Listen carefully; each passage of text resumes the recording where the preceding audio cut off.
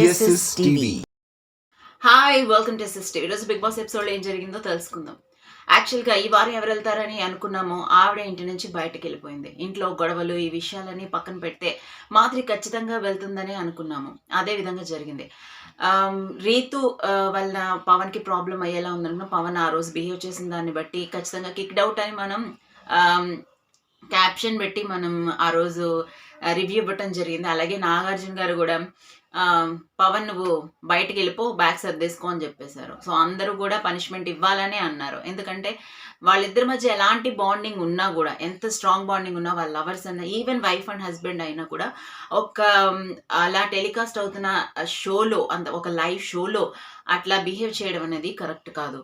So కాబట్టి సివియర్గా punishment ఇవ్వాలి కాబట్టి బయటికి పొమ్మని చెప్పాడు. రీతు కూడా చాలా నాగార్జున గారిని బెక్ చేసింది. సో చిన్న పనిష్మెంట్తో కాల్ పట్టించారు, అట్లాగే సారీ అడిగించారు. అందరికీ కూడా ఈసారి మంచిగా బిహేవ్ చేస్తానని చెప్పాడు. అలాగే ఆదివారం ఎపిసోడ్లో కూడా తను సేఫ్ అయిన తర్వాత కూడా నేను మంచిగా బిహేవ్ చేస్తాను, కరెక్ట్గా ఆడతానని చెప్పారు. అలాగే తనుజాకి కూడా నువ్వు ఎందుకమ్మా అన్ని గొడవలు పెట్టుకున్నావు, ప్రతిదీ గొడవ. ఎందుకంటే కళ్యాణ్తో తనుజా బిహేవియర్ కూడా అస్సలు బాగాలేదు. తను ఏదో సరదాగా అన్నాడు, దాని తర్వాత నార్మల్గా చెప్తున్నా కూడా చపాతీలోకి బంగాళదుంప కర్రీయే బాగుంటుంది ఏదేమైనా కూడా. సో బెండకాయలు పాడిపోతుందంటే బంగాళదుంపలు కూడా మొక్కలు వచ్చేస్తున్నాయి, వండేయాలని చెప్పేసి అప్పుడు మాధురి అన్నది. కానీ విసిగిస్తున్నాడని చెప్పేసి ముందు నుంచి బాగాలేదని చెప్పేసి ప్రతి దానికంటే తను అప్పటికి కెప్టెన్ అవ్వలేదు. ఆ కోపం ఒక గ్రెడ్జ్ ఉండిపోయింది. ఆ కోపం ఎవరి చూపించాలో తనకి తెలియట్లేదు అనమాట. సో కళ్యాణ్ మీద చూపించింది. ఎందుకంటే కళ్యాణ్ లోకుగా ఉన్నాడు కదా. కళ్యాణ్ ఈ విషయం తెలుసుకుని ఈసారి తనుజతో కొంచెం జాగ్రత్తగా ఉంటే బెటర్. నువ్వు దీన్ని కూడా కంప్లైనింగ్గా చెప్తున్నావమ్మా, నువ్వు నార్మల్గా మాట్లాడు, ఒక ఎక్సర్సైజ్ చేయంటే తనుజ వల్ల కాలేదు. ఎందుకంటే ప్రతిదానికి ఓవర్ ఎగ్జైట్ అవుతూ ఉంటుంది తనుజ ఆట బాగానే ఉంటుంది. ఈ బాండింగ్స్ కట్ అయ్యాయి, బాగుంటుంది ఇక్కడి నుంచి అనుకునేసరికి యాక్చువల్లీ నిజంగా చెప్పాలంటే తనుజకి హౌస్లో ఒక పర్సన్ నీడ్ ఉంది డెఫినెట్గా. అలా ఉంటేనే తను కంట్రోల్లో ఉంటుంది. మొత్తానికి ఎవరు లేకుండా ఒంటరిగా ఉండాలంటే తనుజ రియాలిటీ బయటపడుతుంది. యాక్చువల్గా తనుజ ఆట చాలా బాగుంటుంది, కానీ తనకి చాలా కోపం ఎక్కువ కనిపిస్తుంది. తనకి చాలా కోపం ఎక్కువ. అండ్ తనతో ఎవరైతే మంచిగా ఉంటారో వాళ్ళతో ఈజీగా గట్టిగా మాట్లాడేస్తుంది. ఓన్ చేసేసుకోవడం వల్ల అలా గట్టిగా మాట్లాడుతూ ఉంటుంది అనమాట.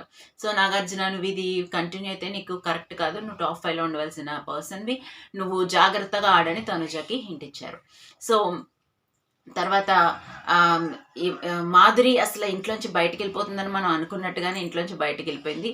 శివాజీ ఇంటర్వ్యూ చూడండి, మాధురితో ఒక రేంజ్లో ఉంటుంది. ఇప్పుడు దాకా శివాజీ వచ్చినప్పుడు ప్రతి ఒక్కరిని కూడా క్వశ్చన్స్ చేసి వాళ్ళకి మైండ్ బ్లో చేశారనమాట. చూసే వాళ్ళకి, అక్కడ ఉన్న వాళ్ళకి ఇంకా మైండ్ మొత్తం బ్లాంక్ అయిపోయి ఏం మాట్లాడాలో కూడా తెలియదు. అలాంటి క్వశ్చన్స్, అలాంటి ఆన్సర్ చెప్పలేకుండా బ్లాంక్ అయిపోతారు. వాళ్ళు బ్లైండ్గా అయిపోయి ఏం చెప్పాలో కూడా తెలియదు వాళ్ళకి. ఆన్సర్ కూడా మర్చిపోతారు. అలా అడుగుతారు క్వశ్చన్. ఆయన ఇప్పుడు ఏం చెప్తే ఏమొస్తుందిరా నాయన అనే భయం వేస్తుంది ఆయనతో మాట్లాడినప్పుడు. కానీ మాధురి ప్రతిదానికి కూడా భలే ఆన్సర్ ఇచ్చింది. అసలు మామూలుగా లేదు. ఇంటర్వ్యూ చూడండి, ఖచ్చితంగా చూడండి, మధ్యలో ఉంటుంది. చాలా చాలా బాగుంది. సో ఏదేమైనప్పటికీ మాధురి వెళ్ళిపోయిందండి. మరి ఇక మీద ఆట ఎలా ఉంటుంది అనేది చూడాలి. ఈ ట్రోలర్స్కి, మీమర్స్కి కూడా కంటెంట్ తక్కువైంది. రివ్యూస్ చెప్పే మాకు కూడా కంటెంట్ తక్కువైందనే చెప్పాలి. మరి సరే, ఎలా ఉంటుంది అనేది ఇక ముందు ఆట చూద్దాము. మరిన్ని ఇంట్రెస్టింగ్ అప్డేట్స్ కోసం చూస్తూనే ఉండండి SS TV. Like, share, subscribe.